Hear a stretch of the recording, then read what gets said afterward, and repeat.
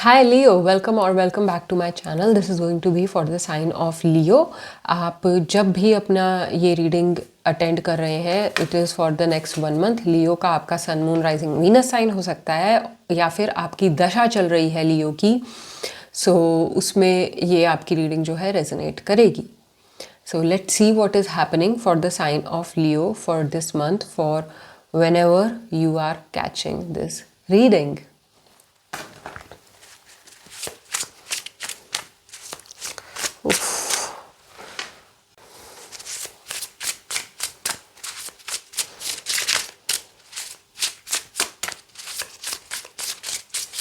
I feel you overall के लिए messages निकाल लेते हैं यहाँ पे कि आपके हेल्थ में क्या चल रहा है, आपके वेल्थ में क्या चल रहा है, आपके रिलेशनशिप्स में क्या चल रहा है। ठीक है, फिर ओवरऑल क्या चल रहा है और आपके लिए एडवाइस क्या है। लियो, आई एम फीलिंग कि यू फील वेरी जज्ड। कहीं ना कहीं आपको याद इज़ अबाउट, तो हेल्थ के लिए आपका मून का कार्ड है, या हेल्थ यहाँ पे मुझे मेंटल हेल्थ सही नहीं लग रही है। और लियो, आपके लिए चीज़ें हैवी हो सकती हैं, आउट ऑफ नोवेयर चीज़ें निकल के आ रही हैं जो आपको फेस नहीं करनी है। इस टाइप की चीज़ें आपके लिए हो सकती हैं। हालांकि वेल्थ में आप अगर कॉन्फिडेंस दिखाएं तो बहुत सारी वेल्थ के आपके लिए इस वक्त बानक बन सकते हैं, रास्ते खुल सकते हैं। वेल्थ के लिए बहुत अच्छा टाइम है। और आपके रिलेशनशिप्स में tower moment. So I feel you, या तो ये पहले हो चुका है किसी वे में ना, रिलेशनशिप्स ने आपको शॉक कर दिया है। Relationships have shocked you out in some way, and this is related with Ketu energy, letting go. Ketu is the last cry of Mrityu, meaning when Mrityu Devi had to accept that she is going to be giving death, she's going to be, then her breath that came out like the sigh is Ketu. So it is a sign of letting go, and this is right now happening in your relationships. In your wealth it is a good time, और ऐसा usually होता भी है। जब आप relationships में सफ़र करोगे तो आप वेल्थ के लिए अपॉर्चुनिटीज़ क्रिएट करोगे। चार्ट में भी आपके विजिबल होगा, और कुंडली चार्ट में you can get a personal kundli chart reading also with me.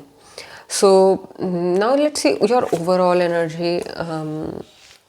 7 of cups आपके लिए भी शैडो वर्क का मैसेज है। कन्फ्यूजन है यहाँ पे क्लियरली। लियो, आप किसी वे में कन्फ्यूज हो कि लाइफ ऐसा आपको क्यों दिखा रही है। सो लेट्स सी क्या।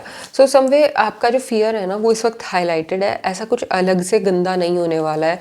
आपकी लाइफ में पीस बनी रहेगी, आपकी लाइफ में अपॉर्चुनिटीज़ बनी रहेंगी, लेकिन आपको फियर है कि सब आपसे छिन जाएगा, आपके लिए कुछ बचेगा नहीं। क्योंकि किसी वे में या तो पुराने वूंड बाहर आ रहे होंगे, या फिर आपको जो है नए वूंड मिल रहे होंगे related with clash, ego clash and emotional violations in some way.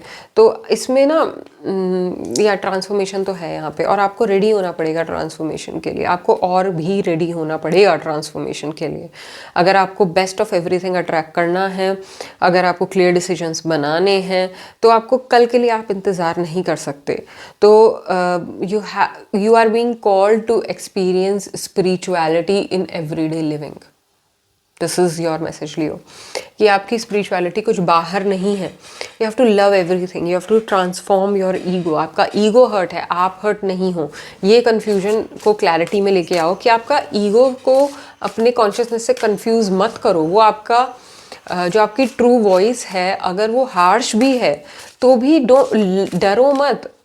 Exhaustion भी है, अगर पेन भी है, अगर सो डरो मत लियो। कहीं ना कहीं आपको ये समझना है कि अगर कुछ चीज़ टूट रही है, ख़त्म हो रही है, इसे जाने दो। डरोगे जितना, होल्ड ऑन करोगे, उतना एग्जॉस्ट हो जाओगे। देखो, जाने देने में ही लक्ष्मी आपके पास लौट के वापस आएगी। तभी आपको पता लगेगा कि समवे, एंड यू नो, आपको लेजीनेस के अगर प्रॉब्लम्स हो रहे हैं लियो, अगर आपको ऐसा लग रहा है कि आप एनर्जी नहीं होती है आपके अंदर, या फिर आप किसी वे में एग्जॉस्ट कर देते हो खुद को, या फिर खुद को बहुत ज़्यादा आप पनिश कर देते हो किसी वे में, फियर बहुत ज़्यादा हो जाता है, थ्रेश होल्ड पर एनर्जी फील होती है। ये सब इसलिए है क्योंकि आप कुछ लेट गो नहीं कर पा रहे हो।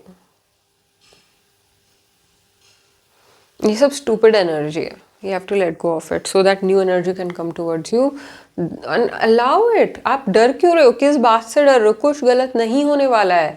I feel you're imagining scenarios in your head. Maybe you have such company who lives in fear. But more than company, I would say change yourself. It's okay to transform. Leo, somewhere you don't, yeah. And if you're someone, you can also be someone who already knows all this. I don't want to assume that you don't know all this about you. But it is just, if you know all this already, then this is a confirmation that you have to dissolve your ego and accept life for what it is. And it may not always be what you think. It can be very ego thrashing, it can be very triggering, it can be very transforming, but you have to accept all this, because all of this is Devi Lakshmi, all of this is Mahalakshmi, all of this is Goddess herself. Yeah. So with this, yeah, Leo, I really want to keep your reading till here. So don't say कि आपने मेरी reading short कर दिया, बाकियों का पूरा reading कर दिया. Somewhere this is complete till here. I would say कि अगर आपके और messages हैं लियो तो check your other signs. Okay, one more card I'll pull for you to see what is the message about your work, let's say. Okay.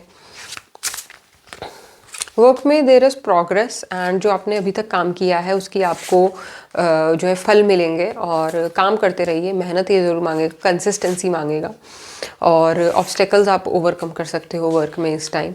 और आपको but don't forget your nourishment. The nourishment that you need is emotional, more stable, more deep, more grounded, more related with Capricorn, more related with something that is your dreams, that is your depth of you. Don't be scared of the depth of you. अगर आप work में भी ऐसी चीज़ें कर रहे हो कि वो लोगों के ईगो को किल कर दे रही हैं, तो it's okay. Slow and study, go with it. Don't be like जो सही है वो सही है भाई, इसमें डिबेट नहीं हो सकती. जो करना है वो करना है.